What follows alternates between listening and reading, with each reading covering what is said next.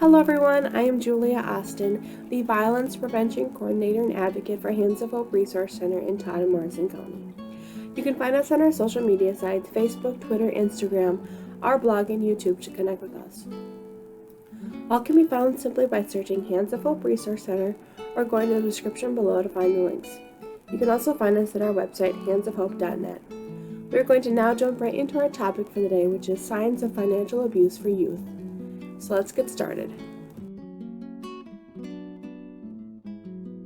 So what is financial abuse? Financial abuse is a ploy used by unhealthy partners to gain power and control in a relationship, and it is usually symptomatic of other forms of abuse. Helping your teen avoid being financially manipulated by a partner or a friend starts with educating them about healthy and unhealthy behaviors and relationships.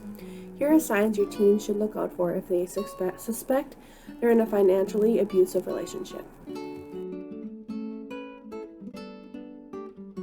These are just a few of the signs, but the first one is your teen is always expected to pay for dates or activities. And then the second one is your teen is often purchasing items or gifts for others that are not reciprocated. And the third one is your teen's allowance or earned money is being monitored by their partner or their friend. The fourth one is your teen's financial decisions are criticized by a partner or a friend.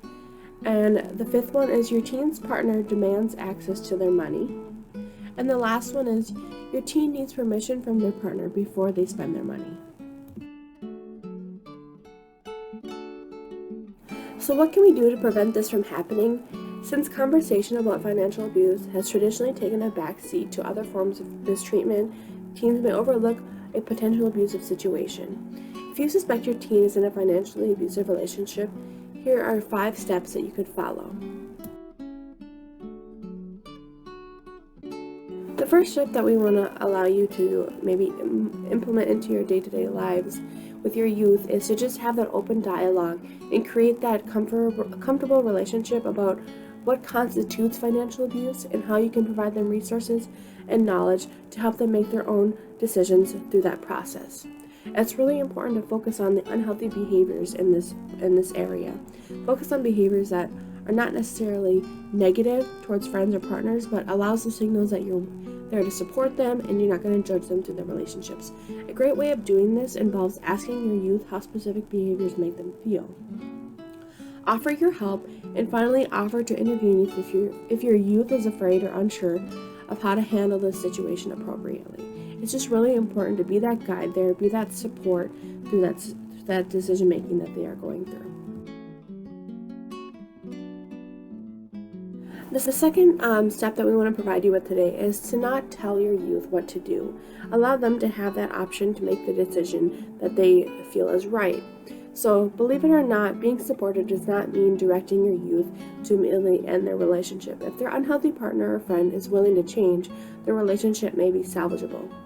Your job is to be a supportive listener, provide that emotional support, and not to tell them what to do exactly.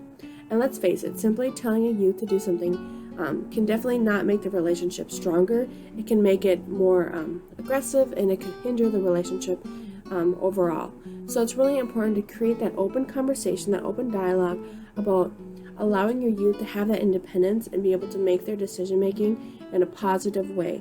And what we can do in that sense is to provide them the resources, the tools, and the emotional support throughout that entire process. The third step that we want to provide you with today is if your teen or youth needs help, please intervene with them.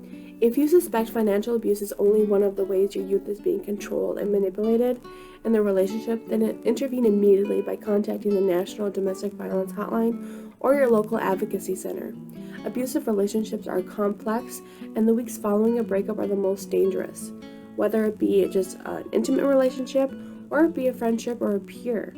It doesn't really matter what kind of relationship it is. A lot of this can happen no matter what stage of your friendship that you are at. So it's important to speak with a trained professional to develop a safety plan that would allow your youth to safely exit their relationship. If you suspect your youth is in imminent danger, contact local law enforcement immediately. It's better to make the call when you aren't 100% sure if you need to, than to regret not making the call later on. The fourth step that we want to provide you with is to encourage your youth to seek help from someone they trust and they feel comfortable with. Sometimes the best advice you can give is not advice, but access to resources, information, and knowledge. While offering your support and your emotional support is important, your youth may be more comfortable speaking with a friend, a family member, or a counselor for that matter. It's really important to allow that access to peer advocates and the National Domestic Violence Hotline or your local advocacy center for your youth to have someone to speak to that they feel comfortable with and that they can create that relationship moving forward. The fifth and final step that we want to leave you with today is to keep the conversation going. Navigating toxic relationships is tricky, and you can expect to have more conversation with your youth in the future.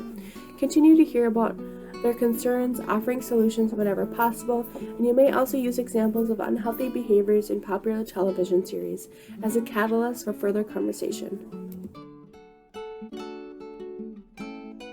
Thank you all for watching, and feel free to check out all of our social media accounts down below. We love to support, collaborate, and connect with each and every one of you. Have a great day.